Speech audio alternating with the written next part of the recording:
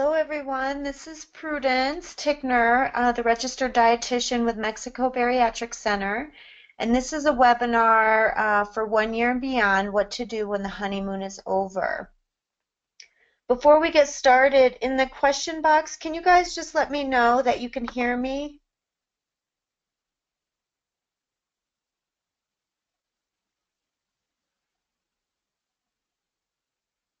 Can you guys hear me?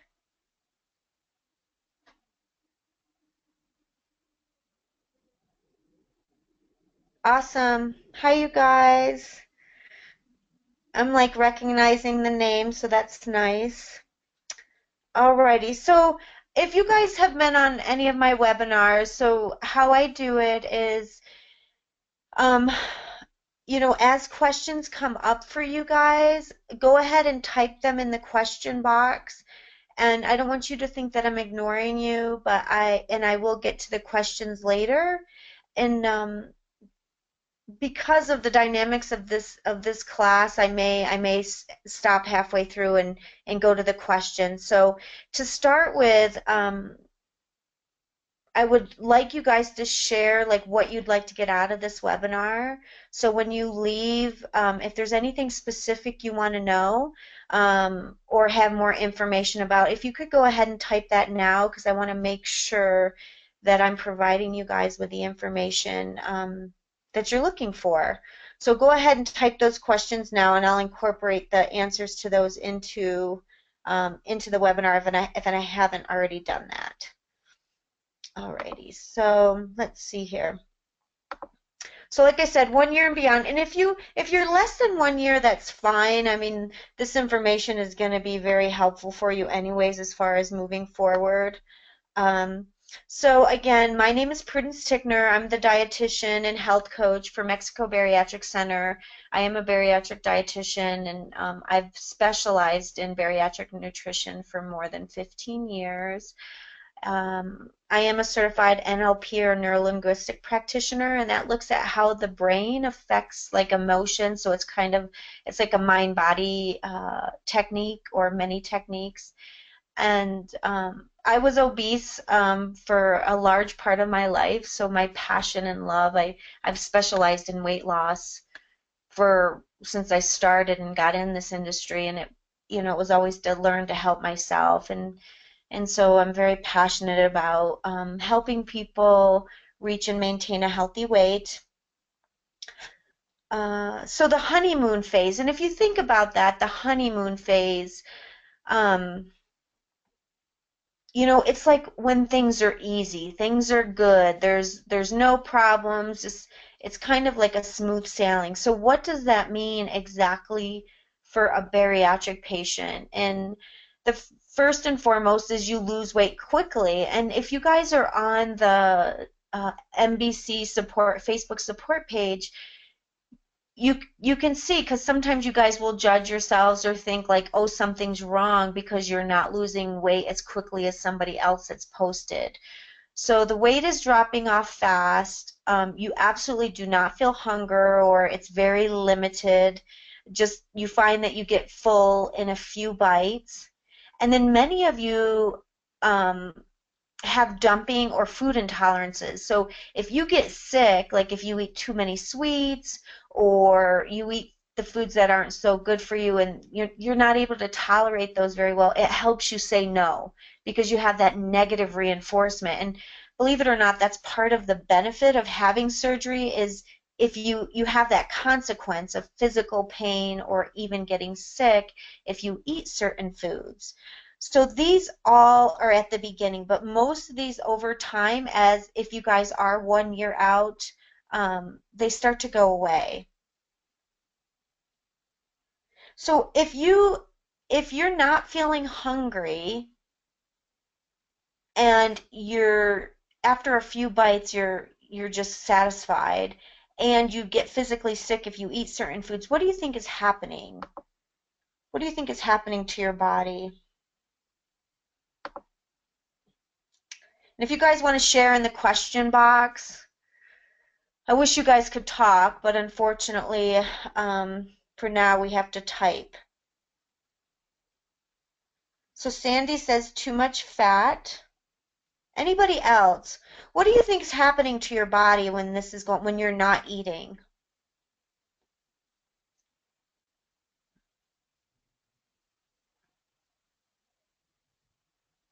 No? Okay. Yes, Beth says starvation mode. Absolutely. You hit it, Beth. So you are putting your body into starvation mode. And a lot of what I'm going to help you guys see is, what's physiologically going on in your body and why I recommend what I recommend. And also why it's not, because a lot of times as the time goes on, you guys start to think like, oh, I don't have the willpower, or you put a lot of the emphasis on you when you don't really understand what's happening in your body. And so we want to work to support efficient weight loss, efficient fat loss, and think about, okay, what's happening in my brain, what's happening hormonally, because there's so many aspects that are going on when it comes to weight loss, especially when it comes to rapid weight loss, which is what's happening with bariatric surgery. And, even if you feel like you're the person that's losing slowly, it's always funny to me because we'll see posts and it'll say, oh, I only lost 10 pounds, and it's been a week or two. And the average weight loss is a half a pound to 2 pounds a week. So the average person at the high end is going to lose 4 pounds in 2 weeks or 2 pounds in a week. And the person is losing 10 pounds in a week and they're like, I only lost this much weight. So even when you think you're going slow, it's still considered rapid weight loss. So remember that. So how do you know the honeymoon is over? So you start to feel hungry, and I mean physical hunger. And I will tell you guys, and this is hard to, because I'll have people say, no, Prudence, I know it's physical hunger. And you have to understand, you went into surgery on clear liquids and you come out of surgery doing clear liquids. So of course your body's hungry. But for most of you guys, uh, your body actually produces signs of physical hunger even when it's psychological hunger. So it's very difficult to determine the difference between physical, actual real physical hunger and psychological hunger. I had I have many stories I could tell over the years, but like for example, I had this one lady, she had gastric bypass and she was like 4 months out. And so she'd never felt hungry, and then she actually had like a really bad relationship with her father, but her father was like in a home and he was sick, and so she felt obligated to go visit him. And so prior to surgery, she, and this was all conditioned. She hadn't even really put it together, but she'd go see her dad every week, and when she'd go see her dad, like her reward for putting herself through that was to go and, get some big huge meal and some donuts and this and that. And so after surgery, she had gastric bypass, so she wasn't able to eat that food, but like she was feeling physical hunger. She's like, every time I go see my father, I feel physical hunger. And what we finally realized is it wasn't really physical hunger, it was psychological hunger playing itself out. It was like barking at her, like, hey, I need my reward because you usually, when you do this, you eat. So for all of you guys, as time goes on and you have increased hunger, a lot of times you don't have you don't feel as sick anymore. You're going to start to notice these. So if there's been any psychological reasons, and this is something, if you have a piece of paper, you might want to write this down, is why do I eat? Like, know that now, or backtrack and say, other than physical hunger, why am I eating? Do you eat out of boredom? Do you eat when you feel lonely or you feel misunderstood or you're anxious, your kids are doing things that they're not supposed to do? Like, I would really take 10 or 15 minutes and learn about yourself and learn about all the reasons that you eat, because just being aware of that is a good first start, especially if you haven't bypassed the honeymoon period yet.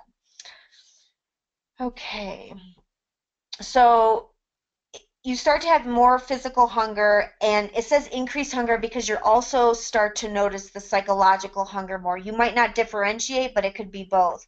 And the reason for this is because so when you have psychological hunger, psychological means emotional. You're eating for some form of an emotional feeling. Well, with surgery can stop psychological hunger, like that girl I just shared. She felt hungry, but because she had gastric bypass and she knew if she had a Big Mac or she knew she had a donut, she'd get physically sick, which is called dumping. So it always depends on which feeling is stronger. So for her, the feeling of getting sick, that feeling was stronger than that feeling that needed to be fed. So, because you'll notice sometimes people, even with surgery, if their psychological feeling wins out, they still eat.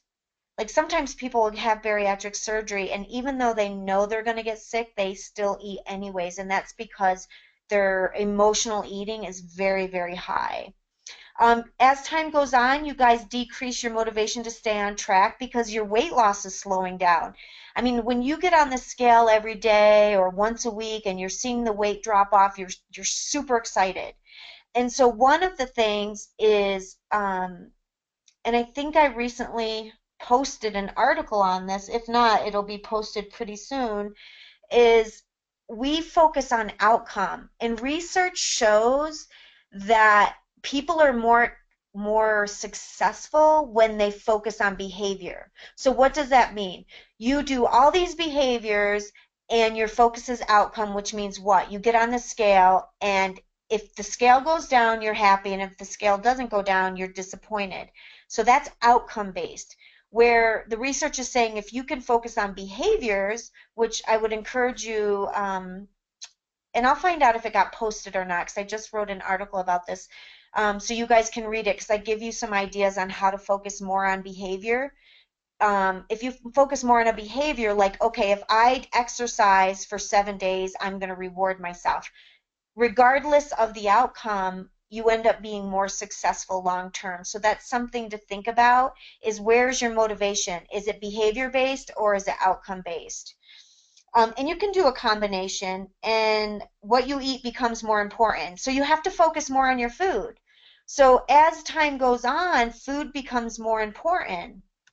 What you're eating, like you're like, okay, now I got to start tracking my food. I have to start paying attention. So the physiology of obesity. So a lot of times you guys hear the word metabolism and you say, and I'm talking about, okay, do things for a certain way so you don't mess up your metabolism. Well, what does that really mean? Your metabolism means that's how fast or slow you burn calories at rest. So the slower your metabolism, that means you're not burning the calories. So what the research is showing is that your metabolism slows down after rapid weight loss. So, and this is really important. So for certain, after bariatric surgery, you are messing up your metabolism on some level. So there's things that you can do though to minimize this, and that's why I teach the way I teach, is to support you to keep your metabolism as high as possible. Research shows also that when a person gains weight back, so let's say like a person loses weight and after a couple of years gains weight back, their metabolism doesn't go back to what it was. It stays low. And that's why a lot of times you see this cycle where people will lose weight, they gain that weight back, plus they gain an additional 20 pounds.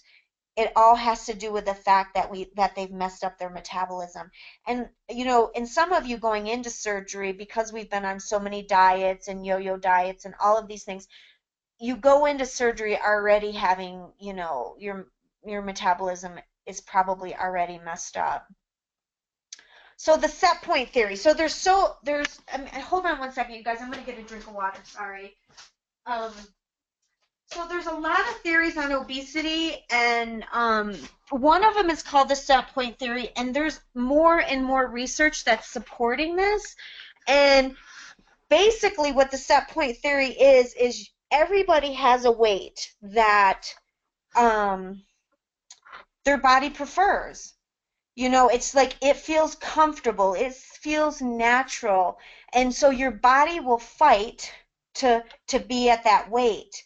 And so a lot of times you'll see, and I think some people's bodies like fight harder. So for example, I think this is part of the reason why you'll see some people will post on Facebook, and and each person is such an individual. But they'll say, I'm doing everything that, Prudence tells me to do. I'm doing everything I'm supposed to, but they're losing weight like a turtle. Um, a lot of it probably has to do with the set point theory that their body says, hey, wait a minute, I like the weight that I'm at. Even though it's unhealthy, even though it might not be, you want to be a different way, what your body's used to. So yeah, there's basically what I already said. There's a weight for all of our bodies, and our bodies will fight to maintain that weight. So we're going to talk about The Biggest Loser. There was an awesome study done, which is getting ready to get published in obesity.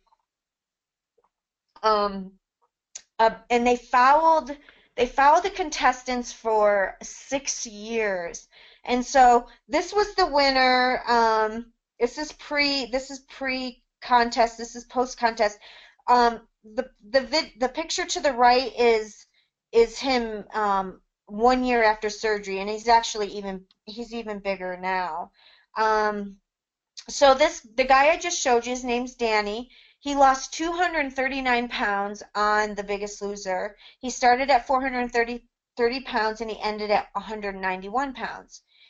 At 1 year post-op, he had gained back 100 pounds.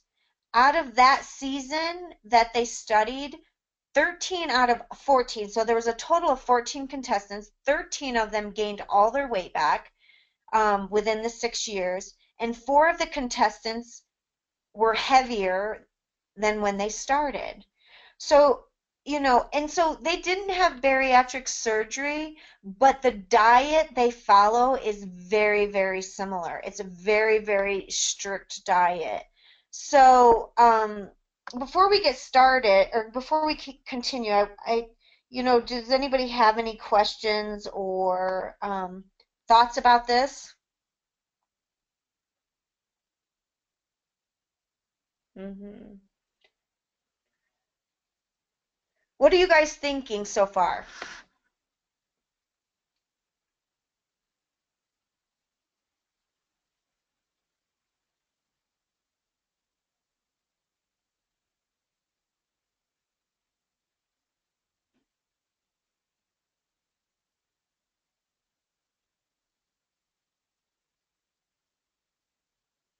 Is anybody there?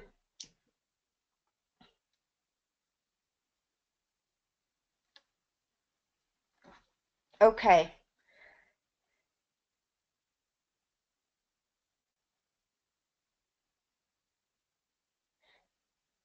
So I have somebody on here. So I want you to share a little bit more. So this is perfect. So I'm not going to mention your name, but somebody posted, I can relate. I lost 85 pounds on my own, but gaining back.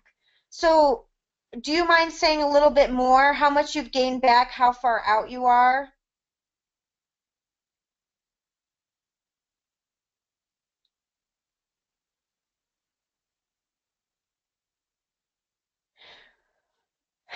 And so Stina, I think it says Stina. So she asks, how do you know if you're on a stall or your body's fighting to stay at that certain weight?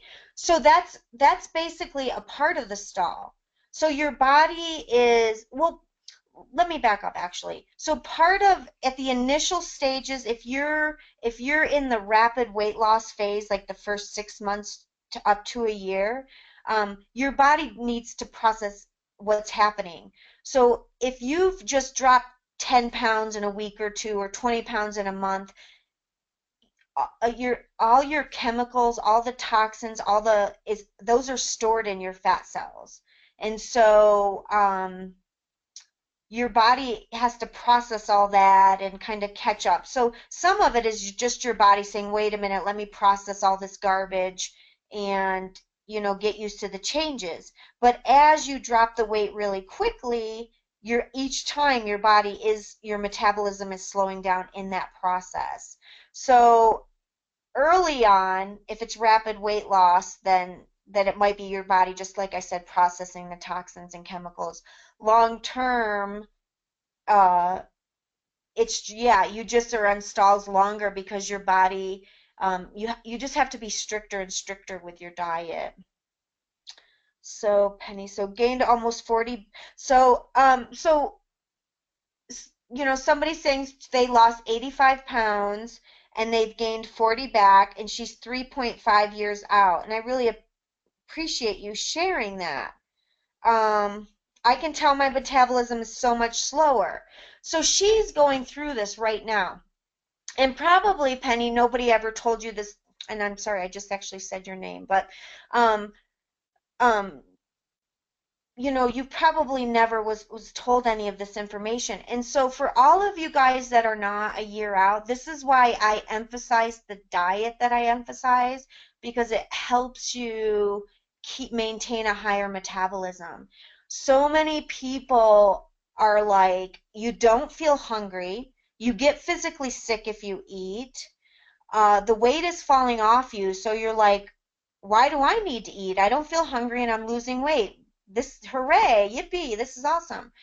But it's going to bite you in the butt later on because because when you're doing that, you're messing up your metabolism, which again, what does that mean? It means that um, you're not burning calories at a very fast rate. So, okay, so let's keep looking at this. So, with rapid weight loss, you're losing there's also a hormonal imbalance that's going on. So, leptin is a oh shoot, leptin is a huge player in weight loss. So what does leptin do? Leptin is a hormone that controls hunger. So it's the hormone that's going to cause you to feel satisfied. But as you lose weight, especially with rapid weight loss, the production of leptin decreases. So as you lose weight rapidly, the more weight you lose, the less you're producing leptin. So again, you don't have that satisfied feeling as quick. It means you have to eat more food to get that leptin. So decreased leptin causes you to feel hunger. That's what I was just talking about. So it leaves you battling hunger. You have your cravings, your binges. So part of this process, and this is going to be hard for you guys to accept, or for some of you, is this concept of feeling hungry. For most of us, it's like, oh my gosh, I feel hungry. I have to eat. I have to do something, especially if it's a psychological hunger. So part of I'm huge about meditation, and there's different forms of meditation, but I will say this was something really monumental for me. I didn't have surgery, but most of you know probably my history is emotional eating. I was a binge eater. I definitely had food addiction. And so understanding that you do not have to react to feeling hungry. So, because if your metabolism is slower and you need to eat less to maintain that weight loss, you can't, as time goes on, just because you feel hungry doesn't mean you need to put something in your mouth. And so a lot of times, I'll get posts all the time about, oh, I have a craving. Can I have a sugar-free popsicle or a sugar-free Jello? Like, just think about that. So what's in sugar-free Jello or sugar-free popsicle? It's pure garbage. It's pure chemicals. There's absolutely nothing nutritional in that. And then on top of it, sugar substitutes cause you to crave more sweets. So we've gotten into this habit of every time I crave something or every time I feel the need, I need to put something in my mouth. And this is something you're going to want to learn to say, okay, I feel hungry. You can acknowledge it. And also, you're going to want to learn to acknowledge what type of hunger. Am I physically hungry? All of this is a form of mindfulness. This is what mindful eating is. This is a type of meditation because it's a focus. Like meditation is a focus. So you start to learn, like, okay, why am I wanting to eat? And sometimes just observe it. So, for example, um, uh, okay, I feel hungry. And then you go straight like, oh, I have a craving. Let me have a sugar-free popsicle. Instead, say, you know what? I'm going to sit with it. Okay, where do you feel this hunger? Where in your body do you feel it? Start to pay attention. On a scale of 1 to 10, how intense is it? you know, Kind of tap in and say, what is it that you're really wanting? Because for sure, that hunger, it does not want a sugar-free popsicle. Because you guys have been on so many diets, that's just trained thinking, like a tape recorder in your head, like the diet thinking of, oh, I have to have something sugar-free, or I have to have something with no calories or no sugar. So understanding you're going to feel hungry, this is probably out of this whole webinar, probably the most important thing to start to tap into is to sit with your hunger. Don't be so quick to put something in your mouth. Stop that whole diet mentality of let me go find something sugar-free to put in my mouth. Just sit with it. You're not going to die. It's a feeling. So steps to keep you on track. So all of these things are going to help you. Everything that I'm going to go through in these steps are things that are going to increase your metabolism. And I will tell you, like I'm going to share about myself. I was a runner. Like I ran marathons and I love to do spin class and I love cardio, but I hated weights. It's like the whole idea of lifting weights, I just had no desire whatsoever to do it. And as you know, um, I went from like I don't know, 222, something like that, 229, around that to like 145, 40, 145, 150. That was, and so the same for me. Mine wasn't rapid weight loss, but still, when you lose that amount of weight, you're going to mess up your metabolism. So I'm doing spin class all the time, and I'm, all of these cardio exercises, but I wasn't weight training. And now I do CrossFit, and I can tell you it's amazing how much more I can eat and not gain weight. So I highly recommend if you're not doing a weight training exercise. And the great thing about weight training is you don't have to go to the gym. So I just showed some exercises here. And if you guys want to call me, I'd be more than happy to give you some ideas, some things you can do at home.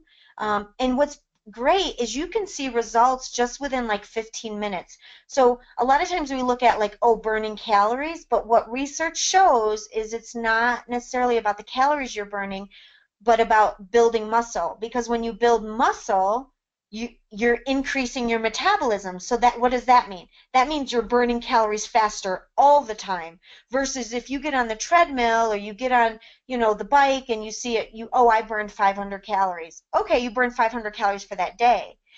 But if you build muscle, you're burning, I don't know how much more, but you're burning a lot more every single day, whether you exercise or not. So you can start off using your own body weight. What this guy has in his hand is water bottles or weights, whatever. But you can just sit and do this. If you can't do a squat, you can actually put your back against the wall and kind of squat down and hold it for 5 seconds.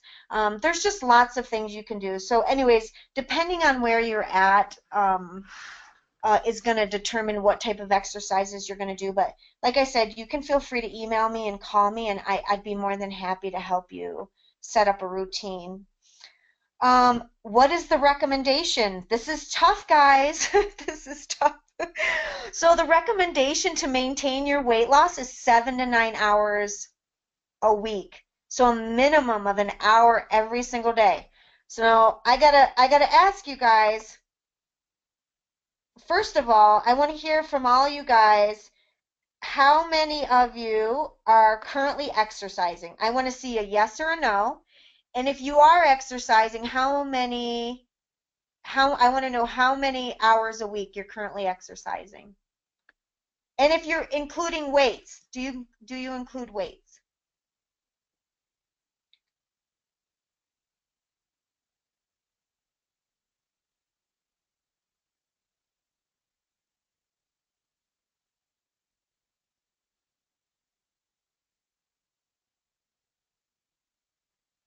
And so this, I don't want to discourage you guys, but it's like, because part of it, you hear this word lifestyle, right? You have to change your lifestyle. And um, I always say if I can do it, anybody can do it. I'm a single mom. I work. I'm like, I volunteer. I do all these things, but I make exercise a priority. And what's really great is you can always break it up. You know what I mean? It doesn't need to be an hour at one time. You can do 15 minutes in the morning, but it's like, look at your day and see how much time are you sitting around in the morning just daydreaming while you drink your coffee? Like, how much TV time are you doing in the evenings? Those type of things where you can say, okay, even if you're watching TV, you can make a deal and say, okay, I'm going to do resistance training on every commercial because there's a good 15 or 20 minutes of commercial time. So you can come up with a routine during, instead of just sitting the whole 30 minutes or the whole hour or whatever. And me personally, I don't, it's like unless I'm watching a movie with my daughter or something, I don't sit and watch like TV shows. Um, because for me, I'm snacking if, I tend to snack more if I'm watching TV. So let's see. Mary's asking, what can I do to get my body from plateau? I'm 1 year from my surgery and I'm stuck at she's lost 60 pounds, which congratulations, that's awesome. What changes do I need to make to diet? What about protein? Do I need to continue taking protein and how much minimum? So Mary, we're going to get into that. That's such a great question because and it's really interesting in this study. So it's hard to say that I say 800 to 1200 calories, which is not a lot, but uh, the study that I just shared with the Biggest Loser with the rapid weight loss, what they found is um, most of them, yeah, for them to lose weight, they had to, actually, it was as low as 700. So most of them were between 7 and 1200 calories. Most of them, their metabolism went down to the point where they were burning somewhere between 500 to 700 calories less than they used to burn a day. So you take the average recommendation, right? So a lot of times if you put your information in, it'll tell you need 1200 or 1600 or 1800. But then you have to say, oh, I've messed up my metabolism, so I have to subtract 500. So I find for most bariatric patients, it's somewhere between 8 and 1200.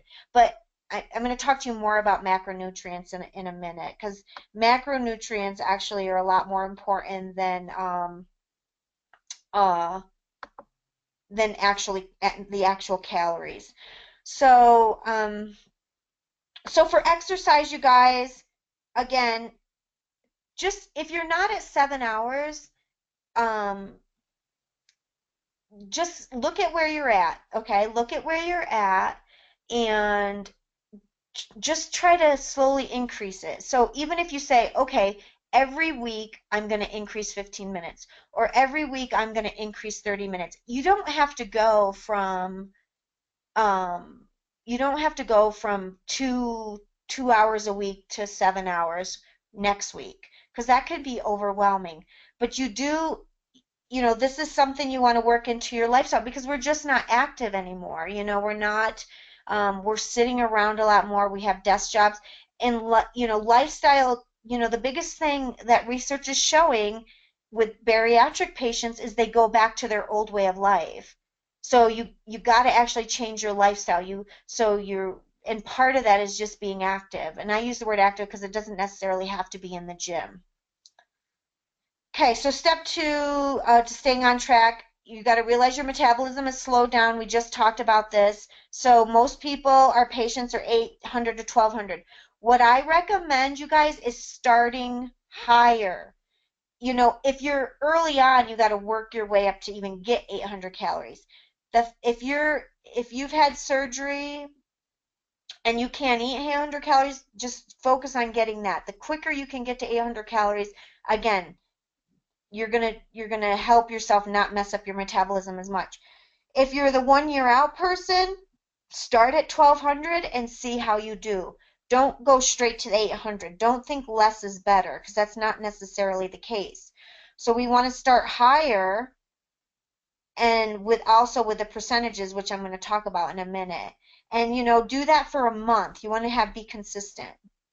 Um, yeah, and remember weight main, and then also the big thing is weight maintenance is a lot different than weight loss. So, you have your goal to lose a certain amount of weight, and then you want to maintain your weight loss. So there's a whole nother refocus that needs to happen when you're in the maintenance phase.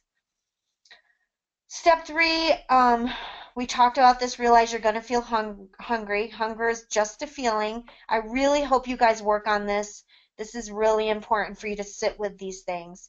How many of you guys are eating slider foods? I mean, I've heard so many people, because we're in a hurry, I just talked to a girl, and she was like, oh my gosh, she's a nurse, and she was a nurse's aide, and she was in school. So she works full time, and she's in nursing school too. She's does home health care, and so she's with an elderly person that she has to cook for, and all of that. She does that at nighttime and then goes to school during the day. And I want to say she was only like 4 months post-op, and she wasn't losing any weight. She had stopped losing weight for a while. And she was snacking on candy and eating fast food, and just quick foods, so she'd grab whatever, like a muffin or a Starbucks coffee, and why? Because her life is so busy. Like, she's so busy, she doesn't have time to think about what she's going to eat.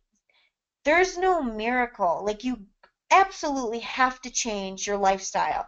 And after I spent about an hour talking to her, and she just, we talked about easier foods, but it was like just making that transition to think about what she was going to eat was very overwhelming to her. And a lot of times you guys don't think about that. So you have to eat solid foods. There's a lot of quick solid foods like nuts, boiling eggs, like boiling eggs for the week and peeling them and having them ready, versus grabbing a yogurt. Yogurt's a slider food. If you guys are eating yogurt, make sure it's not like, oh my gosh, there's so many of those yogurts that have like 5 grams of protein and like 30 grams of sugar. It's crazy. You got to read the labels. Potatoes, potato chips, ice cream, even things like cottage cheese, they go down faster and they're easy. I know a lot of times you guys think, oh, I can't eat chicken, it gets stuck. That is trainable. All of that is trainable. You have to relax when you eat. You have to eat very, very slowly. You can't be eating in the car on the run when you're stressed out trying to get from one location to another. That's a lifestyle that needs to change. And as we go through this, I don't want you guys to get overwhelmed. I just, it's kind of like, okay, what do I need to focus on? And maybe pick one or two things. But, and again, you don't have to do everything. So you have to measure your protein. You guys, my friends laugh at me. So I mean, I've been doing this for a long time. I pretty much can eyeball everything. I did not have surgery, but I measure my protein. Why do I measure my protein? Because I'm a vegetarian. I don't really like animal protein. And so I have to make myself eat it. It's not my preference to eat protein, but I know that I have to do it. So I have to measure it because I would not choose to get, and I usually will do about 4 ounces of protein um, at a meal. That's just me, but you want at least 3 ounces. You got to measure your protein. You got to make sure you're getting, and it doesn't take very long. You plop it on the scale and you make sure it says 3 ounces. That's it. It's some, you just get into the habit. Um, you want to make sure you're getting fat. So many of you guys are afraid of fat. You absolutely need fat. If you have a low carb diet, which you most of us need, and we're going to talk about that in a minute, you got to replace it with something else. So that's where coconut oil, chia seeds, avocado, your nuts, you want to eat these. And what happens is when you have a higher fat diet, then your brain is more satisfied. So it's not like screaming at you to eat something else. So if you guys eat something, I'd rather you guys sit down and eat a half of an avocado, and you can mush that up and put some, make your own little guacamole and get some carrot chips. I'd rather you eat that than a sugar-free popsicle, um, just because it's going to satisfy the brain. Chia seeds are fantastic. If you're not using those, I highly recommend them.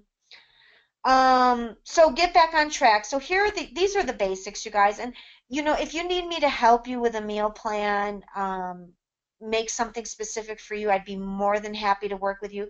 I mean, that's one of the beauties of, there's a lot of great things about Mexico Bariatric Center, but the support that you guys have. I mean, you guys have access to me, so I highly recommend that you use me. So either email me or call me. I'm going to give my information at the end of the webinar, and I'd be happy to help you with a meal plan. So basically, this is the basics: 40% fat, 35% protein, 25% carbs. So it's off of what your calories are. So if you're at 1200, you're going to do 40% fat, 35 protein, 25 carbs. Track your food, become aware. Again, I track my food, and it's like, just to see where I'm at, just to say, okay, well, what am I doing? And I honestly, everybody's different. So I don't know if I talk about this later. Oh, I'll talk about it I'm not sure, but I'll talk about it now. So I start with this because you don't really want to go into ketosis. But some people do better with less carbs. So what they're finding is most people that, qualify for bariatric surgery were insulin sensitive. So our bodies react a lot more to the sugar than somebody else. So for example, me, I actually do 20% carbs. I find that's what works best for me. So I do 20% carbs, 35 protein, and I do 40% fat. 45, I'm sorry, 45, and sometimes even up to almost 50%. My diet's somewhere between 45 and 50% fat. So don't be afraid of fat. That's kind of the biggest thing here. People usually, almost every single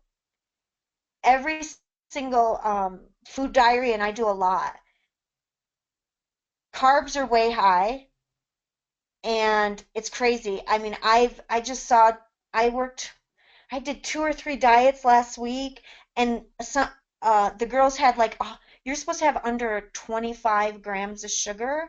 They were doing like 100 grams of sugar, wondering why they weren't losing weight. And so you got to keep you want your carbs 25% or less, but you need your sugars under 25 grams. I mean, you're just not going to be in fat loss. There's no way you can lose weight on 100 grams of sugar. And their fat was like under 10%. So just because you had bariatric surgery and you're only eating a small amount of calories, if your carbs are high and your protein and your fat are low, which happens a lot, you're not going to lose the weight. You're not going to be losing the fat. And guess what? You're not losing fat. The scale is going down, but what do you think you're losing? The scale is going down. You're not losing fat. What are you losing?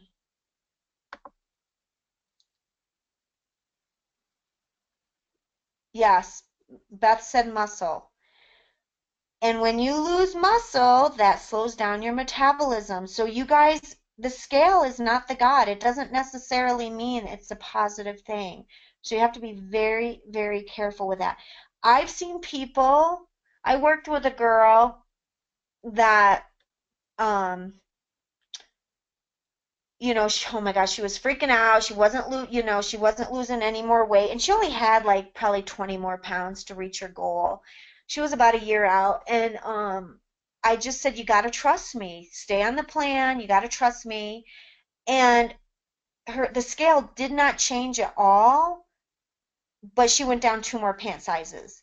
I don't know about you guys, but I'd much rather be shrinking in my body than the scale going down.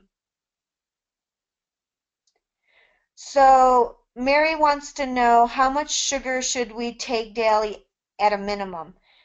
Well, you don't have to do any sugar. I mean, there's carbohydrates, which are fine, but sugar is toxic to the body. Like, so we don't need it. It's like cocaine to the brain. Like, it's not healthy in any form or fashion. Um, so there's sugar is one contributor to carbohydrates. There's different forms of carbs.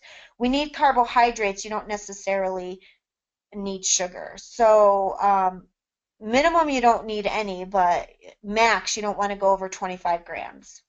That's the most and even sugar from fruit. So just to kind of give you an idea, like a banana has like 17 grams of sugar. So that's why I tell people only do like a quarter or a half of a banana. Like your berries, even blueberries and raspberries, strawberries, those are going to be your lowest fruits. I mean, that's what I usually recommend if you're going to do a fruit. An apple, and I'm talking about like the size, not your big apples that are massive today. So you got to think about the size of like a plum, or maybe even a little bit bigger, but 23 grams of sugar in an apple. So if you're eating a whole bunch of fruit, it could be there. I was working with one lady, and I was like, it was driving me nuts. I'm like, look, she was journaling, and I'm looking, and I'm like, your diet is not matching up. Her diet looked impeccable. And I was like, no, there's something's changed, because she was actually, I think, starting to gain some weight back. And so because it was healthy, she wasn't thinking to track it in her mind, but she was snacking on fruit. Like she was having watermelon, and she was all throughout the day she was snacking on fruit. And so, she's like, I am eating fruit, but fruit's good for me. And I'm like, you know what? Let's do a test. I'm like, just cut out all your fruit, because I want to see what happens. Eat exactly the same, but cut out your fruit. And she came back 2 weeks later and lost 10 pounds. That's just from, because you have to remember for most of us, because we're insulin sensitive, that sugar affects our body so much more, like I said, than somebody else. So it might just even be your fruit intake. All right, so let's see here.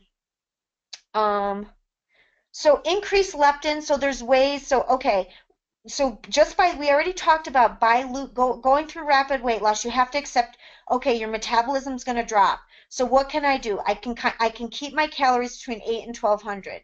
I can start to weight train, because weight training helps my metabolism. I can get back on track and have a higher protein, higher fat diet. That's going to help your metabolism. So you do those things to work to support your metabolism. Then the other thing you say is like, okay, just with rapid weight loss, I've lost leptin. Your brain's not producing as much leptin. You just said accept that. So what can I do about it? So fructose inhibits leptin uptake. So where do you find fructose? This is a form of sugar. It's in fruit. It's in almost all your processed foods. So if it's a prepackaged food, more than likely it has fructose in it. This also affects leptin, so you want to cut back on these things. Processed carbohydrates, what do? They spike insulin levels. So this is where it gets really confusing, you guys. So you guys get these diet products and 100-calorie pack crackers and cookies, and I just call it garbage, because that's really what it is. But and I don't mean any offense, but the diet industry has totally, confused us. because you're not looking at what it's doing hormonally. So you feel good because you're getting this 100-calorie pack or sugar-free, fat-free cookie, and then you end up having double. You have, 5 of them instead of 2. Well, what's it doing hormonally? It's still spiking your insulin. Insulin is lipogenic, which means it causes you to store more calories as fat. That's one thing. So if your insulin is spiked, guess what? You're not losing fat. Even if your calories are super low, your body's going to fight you. What is it also doing? It's decreasing your leptin. So you're not burning fat, you're not producing your leptin, so you're feeling, so what does that leave you afterwards? Have you ever had like a lot of carbs and then you feel hungrier? You wonder like, "Oh my gosh, why is this?" It's a hormonal imbalance. This is it right here. You've spiked your insulin and then it crashes. And as soon as your insulin crashes, guess what? Your blood sugar crashes. Your body's going to say, "Oh, I need more sugar." That's naturally going to happen. And then the hormone that causes you to feel satisfied isn't being produced. So it's like a double whammy right here. And you wonder why you think, "Oh, I have no willpower." Well, you hormonally, it's your body isn't supporting you. So that's why what you put in your mouth is so important. Eating protein at each meal.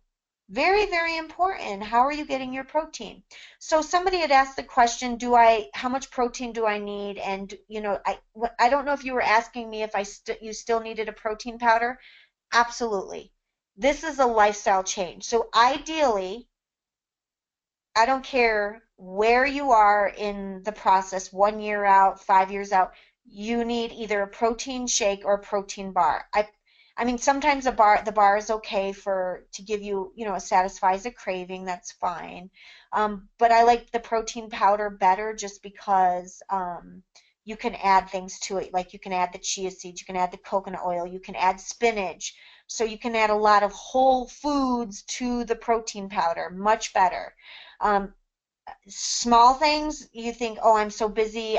If you're drinking these pre-made drinks, again, it's affecting your hormones. So doing a plain protein powder and making your shake, and if your mind is like, "I'm so busy that I don't have time," we want to step back and we want to reevaluate that. And just remember, guys, I'm throwing out ideas. I'm throwing out different things for you guys to think through. This last one is also very, very important, and I need to teach a class just on de-stressing. It's always interesting. You guys have surgery and like you're like, will post or send me an email or call me and you'll say, "Oh my God, I'm tired. What can I take to not be tired?" You just had surgery, which is in the top 10 stressors. Drastically changing your diet is in the top 20 stressors. Not to mention whatever stress you have going on in your life. You're going to be tired. We got to learn to slow down, learn how to uh, take care of ourselves. I just talked to a lady the other day, and after she she wasn't losing weight, she was having a hard time staying on the plan, and when I asked her, "Okay, let's talk about some of your stresses," um, she has 12 kids. It was 12 or 14 children. She has some of her own, but she also takes, um, not foster care, but I think she's adopted kids and stuff. I mean, it's like, where do you take care of yourself with 14 children? So it's like figuring out what your stressors are. Again, and a lot of times we call it chronic stress these days because what does that mean? It's stress all the time. So you don't realize it. When you're stressed, whether you realize it or not, your body's producing cortisol. What does that do? It affects a lot more than leptin, but that's just one thing. Oh my gosh, I gotta look at the time. Okay, you guys, I'm sorry. I'm gonna go a little bit longer. Let me move on. Yapping my lips here. So number 6, increase endorphins. These are feel-good hormones. So looking at, okay, what are things that can, because if your leptin is lower, you want to say, "Okay, how could I, because you got serotonin, um, uh, dopamine. Like there's all these hormones that affect your mood, affect how you feel, affect your hunger. So it's like, okay, if weight loss, if I've decreased or affected these hormones through weight loss, what things can I counteract? That's your question. What other things can I do to increase them? Because you've lost the weight. That's already done. So you got to look at what else you can do. So what research shows is like aromatherapy. Like what I do, I have all these oils, essential oils. I have a humidifier, so I put them in my humidifier at night, so I'm breathing them. So you can do that. I also, what I do is I keep a couple in my purse.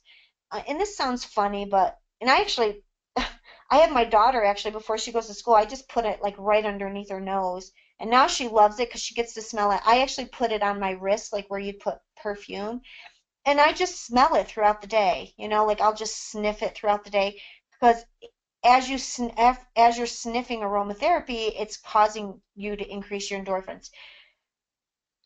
If you're in a place, if you have a significant other having more sex, so it's like it's kind of a catch 22. You might feel like, oh, like with weight, you don't feel like having sex, but it's kind of getting your mindset in realizing, okay, when I'm when I have sex more often, you're producing those feel good hormones. So even if you kind of feel like you're not in the mood state, get yourself in the mood. Like, because the more you are with your significant other, again, you're going to be producing more endorphins.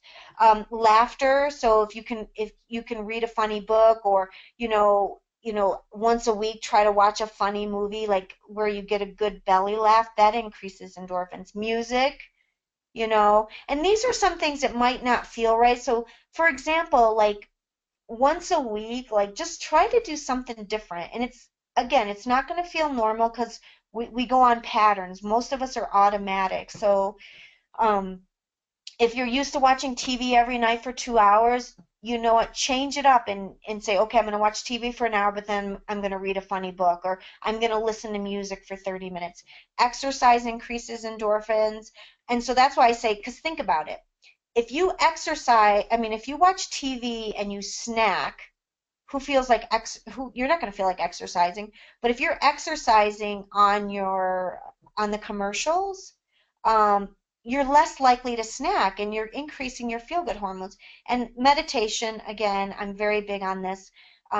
Again, this is something, if I knew your individual situation, I could give you some meditation techniques. A lot of times, again, so we talked about the mindful eating exercise. So, so what I usually tell people to do is never say I can't have. So if you say I can't have this, your body wants it more. It kind of works against you. So a more empowering word would be like I choose not to. So saying I choose not to have. But the beauty of the bariatric meal plan is it's 3 meals a day.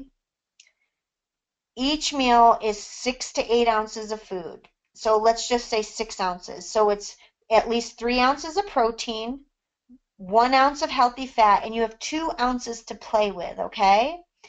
So in that 2 ounces, let's say you're wanting chocolate, you're craving chocolate.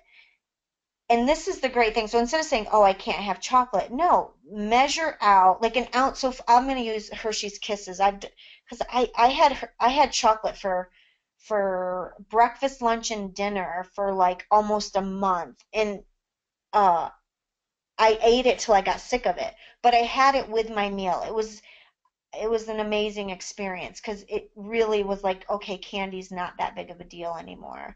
Um, but anyways, let's say so 8 Hershey's Kisses is 1 ounce. So let's say you do 3 ounces of protein, 1 ounce of healthy fat, you have a little bit of vegetables, and then you leave 1 ounce of chocolate.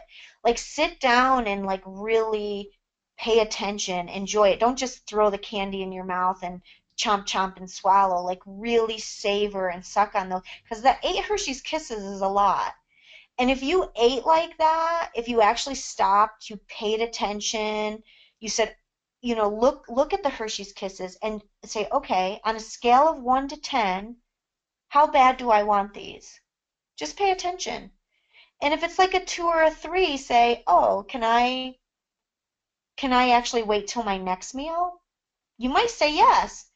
And there was never like I can't have this. But if it's a 10, then again, be aware of that intense feeling that I have to have this chocolate and savor it. Just slow the process down. So when you do this, you're actually training the prefrontal cortex, which is kind of where the reactionary behavior is coming on. That's where your thinking is. And so you're training your prefrontal cortex to process that, and that can become a new behavior. But that all of that is a form of meditation. When you stop, you slow down, you're focused, you know why you're doing what you're doing, you know what feelings are driving that behavior, that's all forms of meditation. Okay, so in summary, make yourself a priority. Do something fun, figure out how, things that you enjoy. This is so important. I've been in this industry for such a long time, and this top one, most of the people I work with, everybody is more important than them.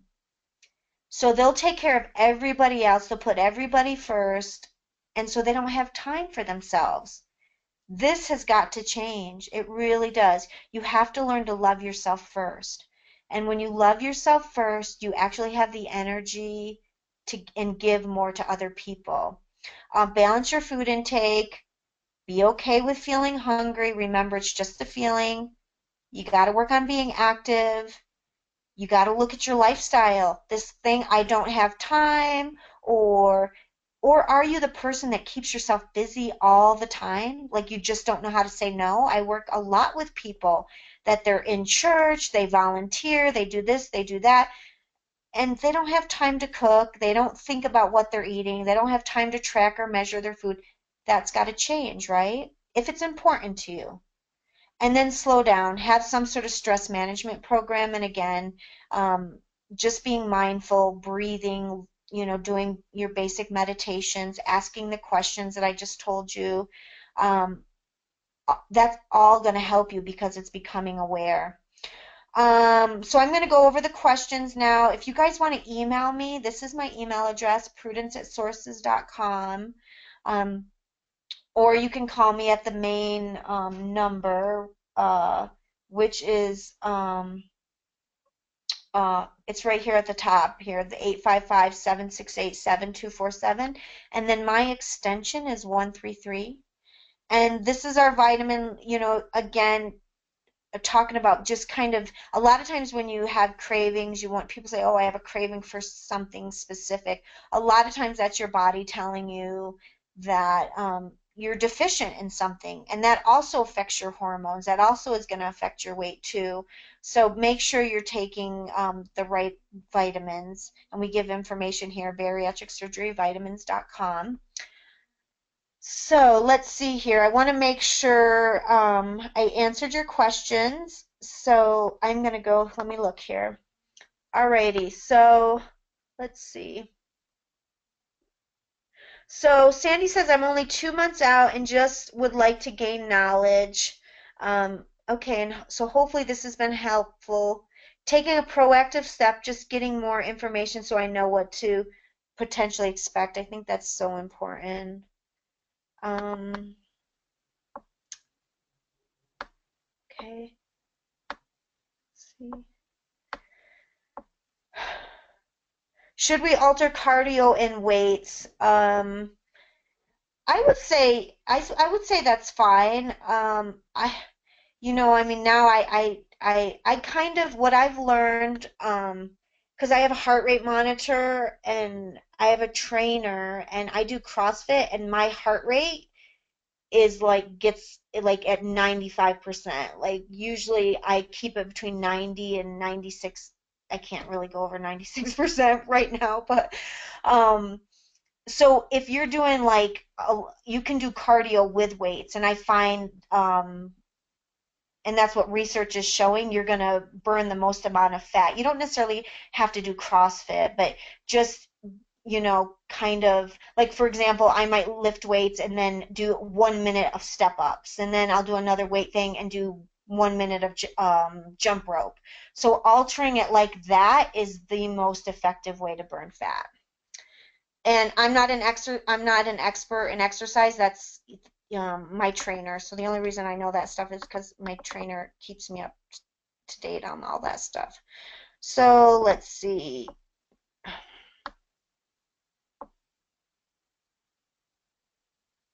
How soon after surgery can we use chia seeds?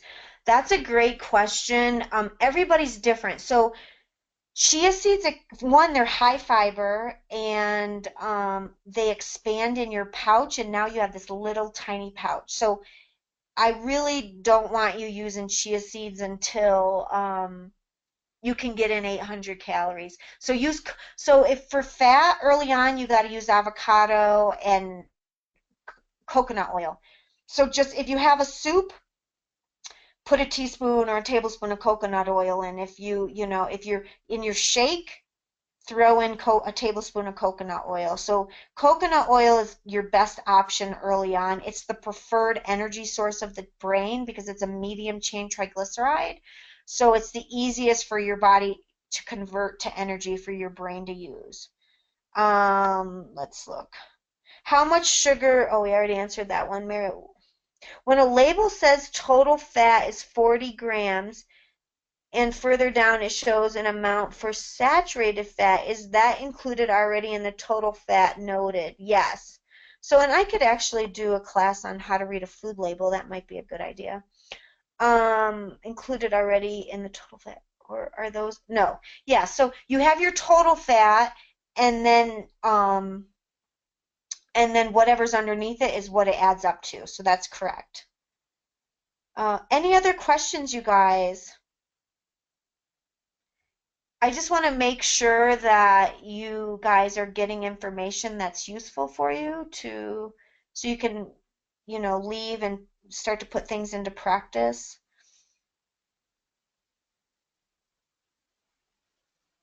All right, you guys. Well, thank you for being on the call. I hope this information was helpful to you. And like I said, feel free to email me or call me.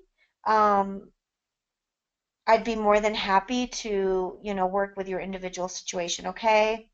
And don't, you guys, and the one thing I want to say is there is, there's an ebb and a flow. And so, regardless if you've been at a stall, regardless if you have gained weight back, I would just want to leave with, like, remember to see the positives, and also work on focusing more on your behavior as success versus outcomes. Um, and this, lifestyle is lifestyle, so it's your life. This is something that we're working on, um, pretty much for the rest of our lives. And so changing how we think, changing our lifestyle. And it's very easy for us to see the negative.